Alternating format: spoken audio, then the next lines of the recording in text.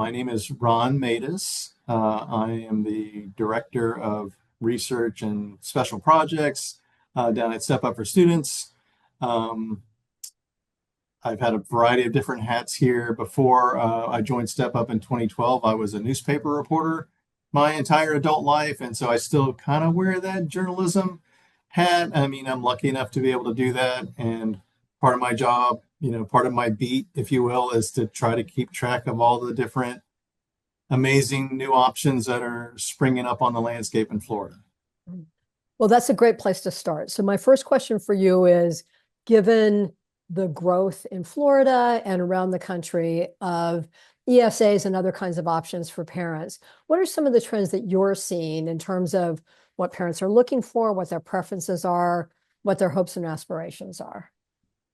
Yeah, great question. Well, I think, I lucked out and the stars lined up for me, and I am in the right place at the right time. Because of ESAs in Florida, we've just had this incredible explosion, good explosion in new, innovative, dynamic options, and many of them beyond schools. So certainly we've had, a tremendous growth in schools of choice, charter schools and private schools. But now with ESAs, and we in Florida are lucky to have very flexible ESAs, we're not only seeing, more and more schools, more and better schools, but we're seeing all these providers outside of schools. Many of them are tutors, many of them are therapists, things that might have been more, adjacent to the traditional public school system forever. But we're also seeing all kinds of other new providers that don't really have a name yet, and may be hard to tell people and describe to people what they are because they're all so different. There are thousands and thousands of them, Mickey. I mean, we have at this point, the last I checked, and it was a few months ago, more than 7,000 ESA providers outside of schools, and that's triple the number from just a couple of years ago. And to answer your question and not ramble so much, parents are able to take these ESAs and completely customize their kids' educations if that's what they want to do. Now, if they want to use the ESAs for tuition for a private school, they can do that. And certainly many of them do that. But we also have this really amazing growing contingent of parents who are all about customizing, who are all about picking and choosing from multiple providers. This year, we have 151,000 kids, again, the last I looked, who are doing a la carte learning. That's what we call it. And that's up from, I think, about 12,000 5 years ago. So just the trend lines are so incredibly steep because parents do want that power to completely customize their kids' educations by picking and choosing from multiple providers. So not only do we see tremendous growth in schools, we see tremendous growth in this a la carte learning. So I will give you credit for coining the term a la carte learning, because the first time I encountered it was in the white paper that you did back in 2024. It's been a few years now. Things are obviously evolving, exploding in a good way, in Florida and elsewhere. Talk a little bit about your vision for a la carte learning and how that may have evolved over the last couple of years. Yeah, well, thank you for giving me credit for the term. I know somebody was using the term before I did, or anybody at Step Up was doing it, but I think we have glommed onto that term and tried to make it the term. We think it's pretty fitting. I mean, I want, and I think we all want, every family to be able to have whatever education they think is best for their kids. And so for, many families, that is going to be a school. Maybe it's a traditional school, maybe it's an alternative school, but they want the whole package deal of a school. But for all those families who want something different, and there does seem to be tremendous demand on that side for something different, we all want them to have whatever they want. And if that means, going with the existing providers that are out there, that's great. If that means new providers emerge to match whatever their interests and wants and desires for their kids are, I think we're in a system now where that will happen, where supply will meet demand. So I don't have any particular, vision of the future that has, these kinds of providers or X number of providers. I just want families to have whatever they want. And I think that's what, a pluralistic society should provide for its families.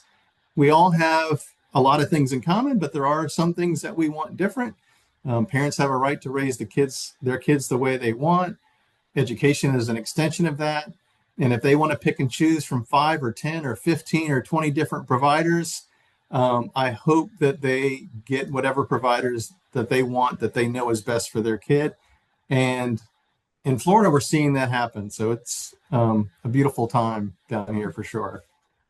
So I'm going to sneak a question in that I didn't let you know about in advance because I'm just really intrigued with this, how a la carte learning matches up with what we imagine the future will be for these young people when they emerge from school. One of the working theories is that kids who have had both kind of self-directed learning and the option to have an a la carte approach based on their interests are in some ways better prepared for a future where career roles might not be as defined, AI is changing the way we work, that kind of thing. Is that something that factors into your thinking about a la carte learning, is how that resonates with the way the world of work is and the way the world is in general?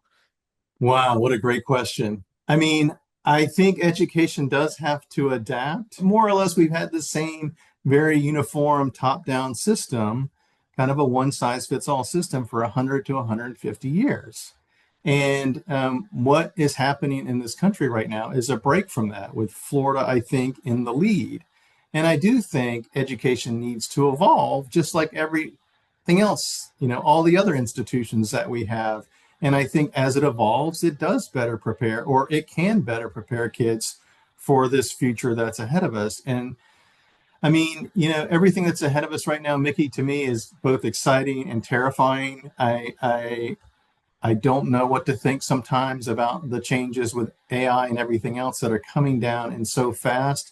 But I do think adapting our education system so kids can be more likely to surf that wave as it comes in is a good thing. Which brings me to my last question for you, actually, which is, as a parent, you can imagine thinking about the future and then looking at this incredible plethora of opportunities in an a la carte learning space.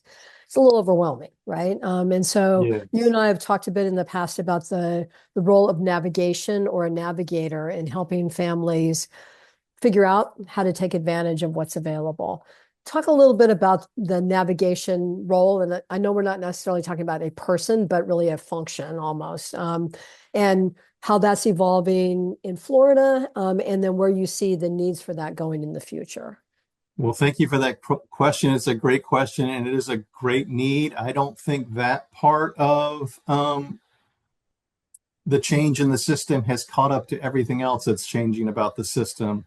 In other words, we do have thousands and thousands of new providers, literally thousands of new providers every year, but I don't think we have the navigation systems that have caught up with that to help parents figure out, well, which one of these providers are in my area? Which one of these providers provide what I want for my kid?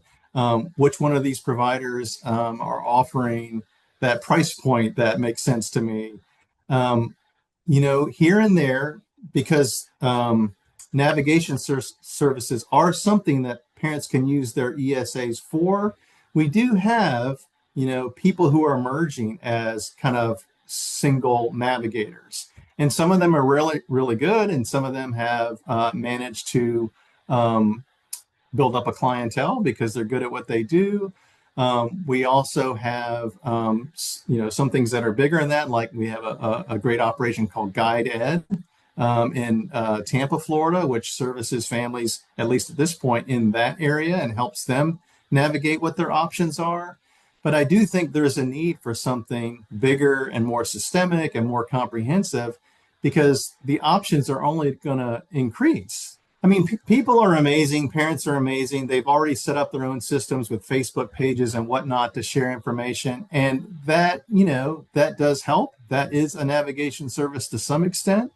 but I think there is a place and a need for something bigger and better. And I have a feeling we're going to be seeing more of that pretty soon. And just as a quick little follow-up, the one of the tensions, I would say, around a la carte learning and kind of school reform and school innovation in general is like, how do you determine quality and not just by what parents want, but what will deliver outcomes? Do you see preferred outcomes as being one one factor that a family could use in setting up a navigation system for their kids? Like, what is it that you want ultimately for your kids? And then what are the inputs that you should be looking at? Or is it really right now more like a giant marketplace and we're just shopping? Yeah. I mean, I feel like it's a giant marketplace, and we're shopping, and we are leaving it almost completely in the hands of parents to drive quality. I think that's a good thing. I mean, I think we've been through so many different iterations of regulations, supposedly driving quality. And I don't know that we've gotten much out of that. And so moving to a system where we say, let's try giving parents the power to drive quality, I think makes sense to me. And some parents may want certain kinds of data to make a decision about whether this is right for their kid or whether it's working for their kid. And I think the market will evolve where some entities will provide that information if that's what parents want. Other parents have other means to determine whether this is working for their kid or not. And I do trust them, and I do appreciate systems that have essentially turned to parents and said, we trust you. We know you know what's best for your kid. We know you will find whatever resources you need to make the best determinations that you need to make. But we're going to leave it to you to drive quality. I mean, I think that's what we have now. I think the early returns on that are pretty good. And Mickey, I also think throughout history, we have examples of, I think, school systems and networks that were driven more by what parents and communities wanted than by what regulations wanted. And, I look historically at some of those examples and I feel pretty good about them. I mean, I think the Catholic school system, for example, came up not with the government saying you got to do X, Y, and Z to be good, but by those communities themselves figuring out what worked for their kids and all the other kids they wanted to serve. I feel the same way about Rosenwald schools, which were amazing schools that served so many Black families during that era of segregation. I mean, we are finding out now, years after they closed, that they were really pretty good. Black communities told us they were good, but now we have other evidence beyond what the communities themselves were telling us, because for whatever reason, we didn't want to believe them, that those schools were doing amazing things. And again, it's another example where it wasn't somebody, the government, whoever, saying you must do X, Y, and Z to be great. It was the parents in the communities there who on their own figured out what their kids needed, what their communities needed, and delivered. And in the case of Rosenwald schools, with so much less funding because they were blatantly ripped off. But I take heart from examples like that. You don't need to have somebody over education, I think, in terms of the government saying you got to do X, Y, and Z in terms of regs. There are other ways to get to quality, and I think relying on parents is worth a shot.